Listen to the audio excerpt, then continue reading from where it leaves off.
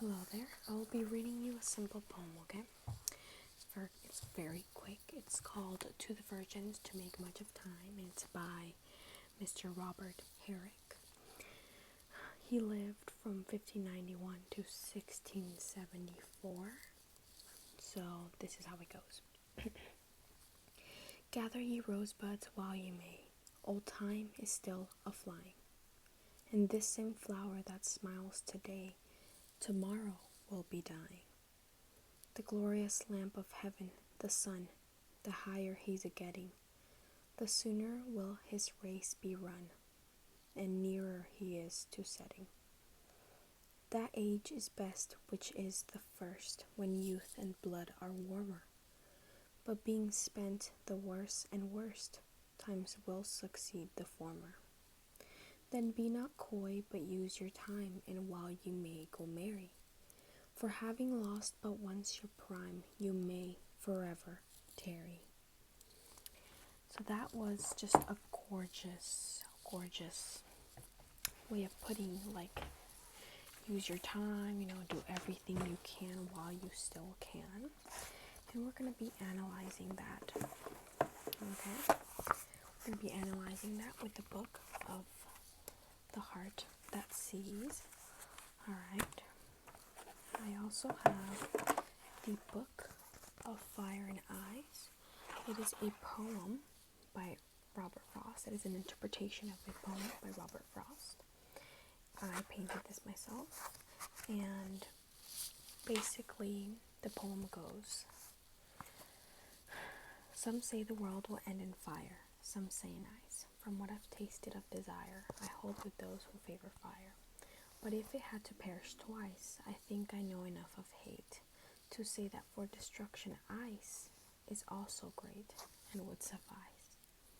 That's the poem that this is based off, and this is based off of truth, finding truth.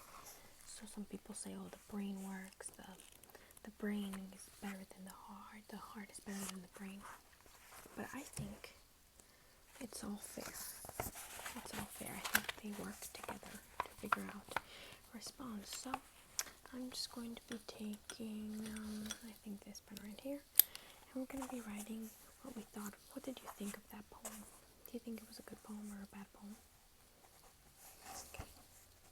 Sorry, there was no light on there. Ink. So, good poem, bad poem? Okay. And what did you think of this first stanza?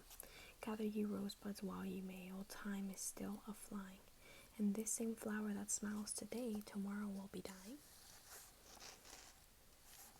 What do you think that means?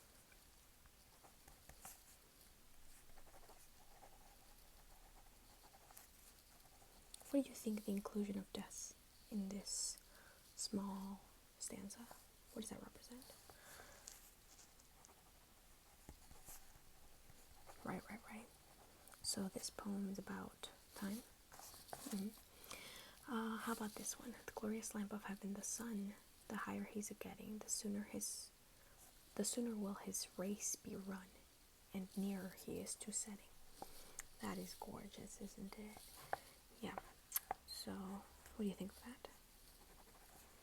Do you notice any literary elements, like perhaps metaphor, allegory, symbolism, things like that, personification?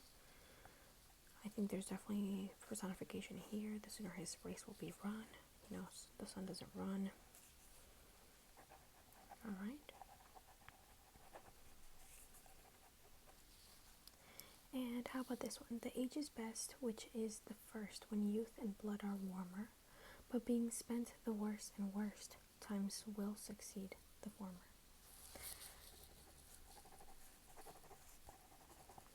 Wonderful. And last one. Then be not coy, but use your time, and while you may go marry. For having lost but once your prime, you may forever tarry. Okay.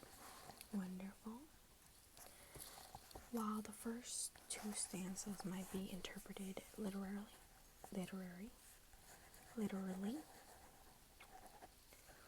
what do you think about the second and third?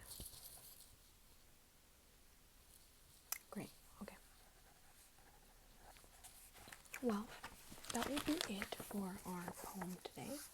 Come back for our lesson tomorrow and we can do another one about poetry, fiction, nonfiction, anything like that, okay?